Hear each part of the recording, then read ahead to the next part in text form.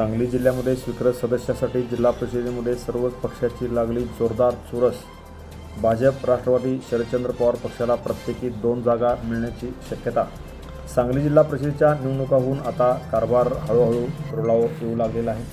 61 जिल्हा परिषद सदस्यांच्या या मिनी मंत्रालयामध्ये 6 स्वीकृत सदस्यांची भर पडणार आहे। त्यासाठी कार्यकर्त्यांमध्ये मोठा उत्साह व चुरस निर्माण झालेली आहे। राज्य शासनाने महापालिकेप्रमाणे जिल्हा परिषदेमध्येही नामनिर्देशित अर्थात स्वीकृत सदस्य नियुक्त करण्याचा निर्णय घेतलेला आहे।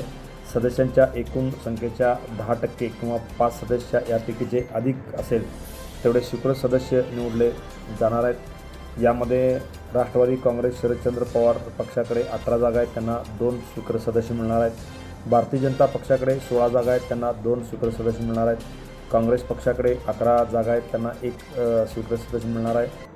तर शिवसेना एकनाथ शिंदे गटाकडे 1 स्वीकृत सदस्य मिळणार आहे। त्यामुळे सर्वच पक्षाच्या नेत्यांनी याकडे जोरदार फिल्डिंग लावलेलं आहे। स्वीकृत सदस्य निवड काही दिवसात होणार असल्याने इच्छुकांनी नेत्याकडे फिल्डिंग लावण्यास सुरुवात केली आहे। त्यामुळे स्वीकृत सदस्यपदी वर्णी लागण्यासाठी कार्यकर्त्यांमध्ये जोरदार चुरस निर्माण झालेली आहे।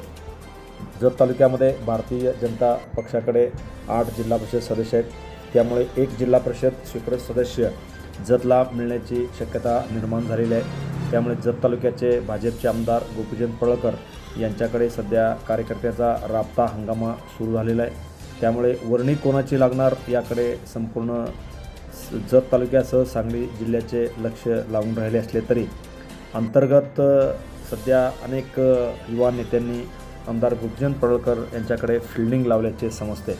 त्यामुळे कोणाची वर्णी लागणार हे सध्या तरी सांगता येत नसले तर येणाऱ्या काही दिवसामध्ये हे नाव बाहेर येण्याची शक्यता निर्माण झालेली आहे। Press the bell icon on the YouTube app and never miss another update.